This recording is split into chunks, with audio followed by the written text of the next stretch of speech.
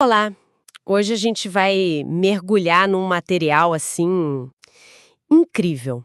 Uma entrevista longa, super profunda com o neurocientista brasileiro Miguel Nicoleles, um dos maiores nomes da ciência mundial, né? Exato. E o nosso trabalho aqui vai ser basicamente garimpar o ouro dessa conversa. A missão é, sabe, extrair a essência da jornada dele. Tentar entender o que forma um cientista desse calibre que decide desafiar o que todo mundo achava impossível. E a gente vai desde a infância dele em São Paulo até as descobertas que literalmente conectaram o cérebro humano a máquinas. Sim, vamos desvendar como um cientista desafia o impossível. E para fazer isso, a gente vai seguir os passos dele numa espécie de linha do tempo. Começamos pela origem de tudo, como se formou essa mente assim tão inquieta, questionadora. Uhum. Depois, a gente vai para os laboratórios, para os experimentos que viraram a neurociência de cabeça para baixo. E no final chegamos nas reflexões dele sobre o nosso futuro, né, o futuro da humanidade nessa era digital. Preparados? Então vamos lá. A primeira imagem que a entrevista pinta é... Nossa, é fantástica. Qual é? O primeiro laboratório do Nicoleles não foi numa universidade de ponta, com equipamento caro. Não, né? Não. Foi no quintal da avó dele, em São Paulo. Ele descreve esse lugar como um universo de liberdade. Ele passava horas observando formigas, mexendo na terra. E o mais importante, sem ninguém dizer não, faça isso. E essa liberdade não era só física, né? Era intelectual. A mãe dele era escritora, a avó, uma intelectual. Ele conta que em casa tinha uma biblioteca cheia de livros que seriam, sei lá, proibidos para uma criança. E ele podia ler tudo. Tudo. Ninguém nunca falou, isso não é para sua idade. Ele tinha total liberdade. Imagina o impacto disso na formação de um cientista. Total. É fascinante como essa criação sem amarras, sem o não pode, nutriu uma curiosidade que o levou a questionar absolutamente tudo. Ele não foi treinado para aceitar respostas prontas, sabe? Ou para respeitar dogmas só porque existem.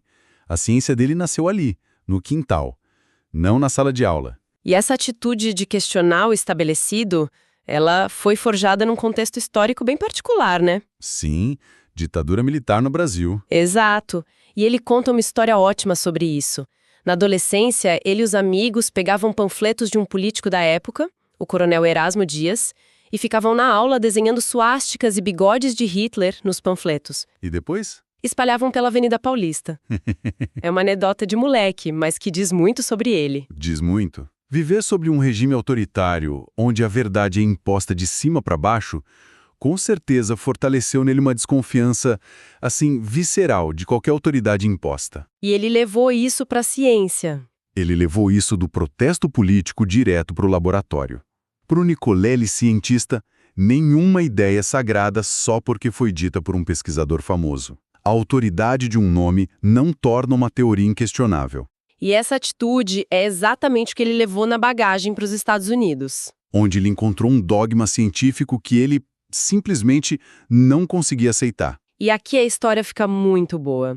Ao chegar nos Estados Unidos, o grande pilar da neurociência era o quê?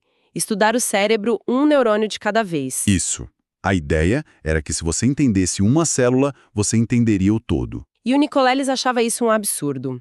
A ideia dele, que era quase uma heresia na época. Era registrar e entender a sinfonia. A sinfonia de centenas de neurônios trabalhando juntos, em rede. Uma ideia tão radical que, quando ele escreveu para os 52 maiores neurocientistas do mundo, pedindo uma oportunidade... Ele recebeu 50 recusas. 50. Categóricas.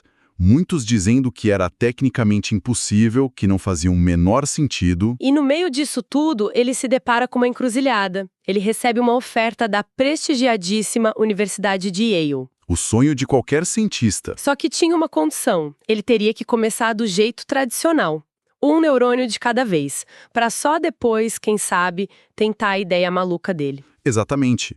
E, ao mesmo tempo, um pesquisador mais jovem, numa universidade menos conhecida, a Hahnemann, na Filadélfia, disse para ele algo tipo: gostei da sua ideia, começamos amanhã. E ele recusou Yale. Ele recusou Yale. É uma loucura, né? É uma loucura. O que isso nos diz sobre o apetite dele por risco? Acho que revela uma convicção assim profunda de que a pergunta certa valia mais que o prestígio do lugar. Ele escolheu a liberdade para arriscar em vez da segurança de um nome famoso.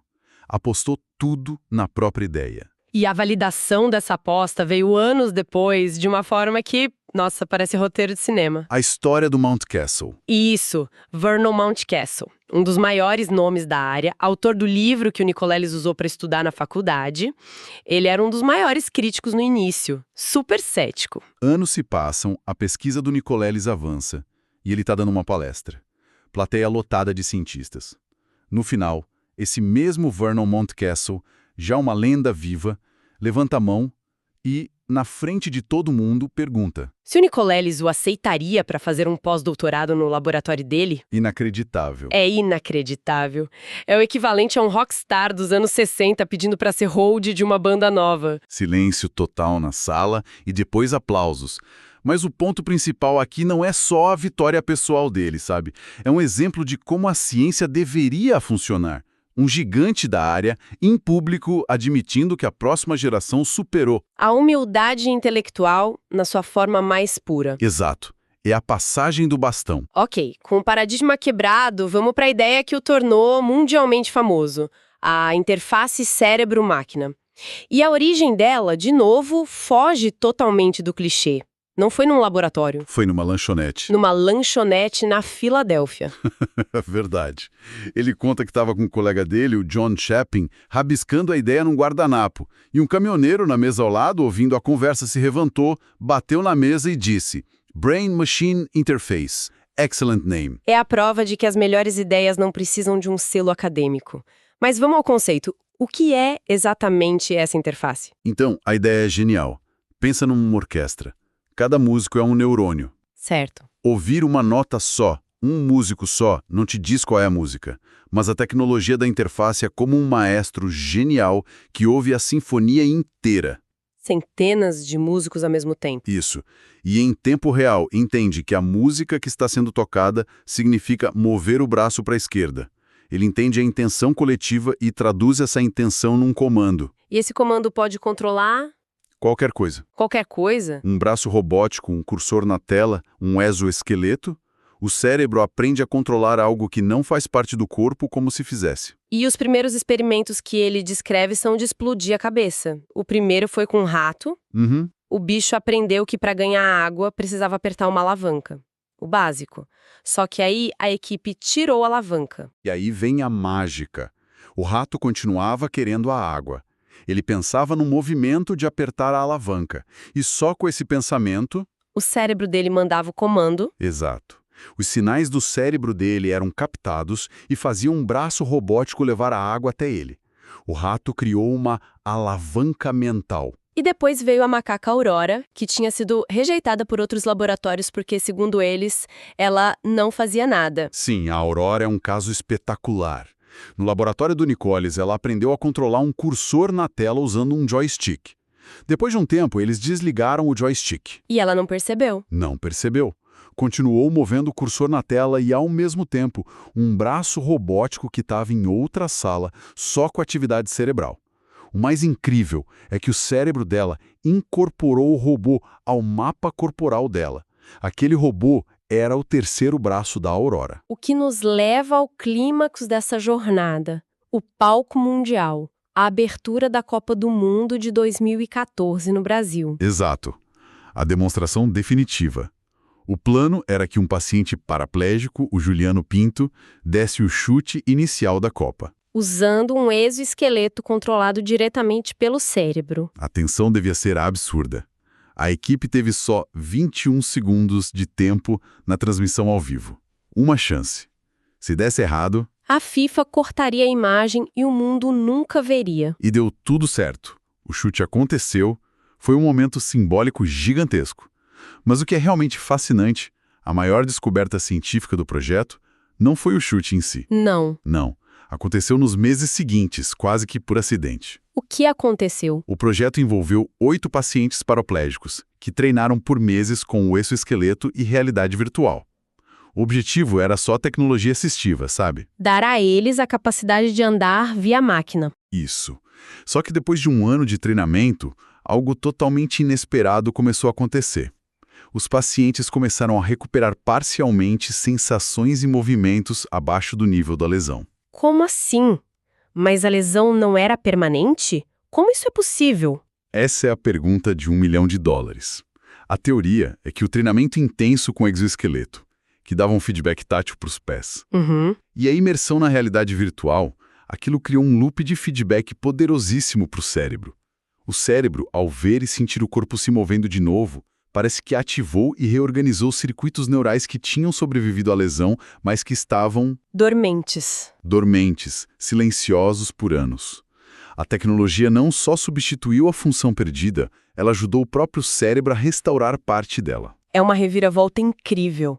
A tecnologia criada para contornar um problema biológico acabou ajudando a própria biologia a se consertar. Precisamente. E é a partir desse ponto que a entrevista muda de tom e entra em implicações mais filosóficas, quase existenciais. Sim, ele se torna um crítico muito vocal daquela ideia famosa do Vale do Silício, a singularidade. Aquele futuro em que a inteligência artificial das máquinas superaria a inteligência humana. E o argumento central dele é direto. É direto. O cérebro humano não é um supercomputador digital. Ele é um sistema analógico, caótico, imprevisível. Ele não processa o mundo em zeros e uns. E por isso, coisas como intuição, criatividade, consciência. Nada disso pode ser, em sua essência, replicado por algoritmos digitais. Para ele, a chamada inteligência artificial Não é inteligente no sentido biológico. É só uma ferramenta muito sofisticada de processamento de padrões. E ele encerra com um conceito final que é bem provocador, o do homo digitalis. O medo dele não é que as máquinas se tornem humanas. É o contrário. que os humanos comecem a se comportar como máquinas. Exato. E esse ponto é sutil e francamente assustador. Não é sobre robôs virando vilões de cinema. É sobre nós, voluntariamente, otimizando nossas vidas para um algoritmo. É a gente começando a pensar em termos de engajamento, métricas.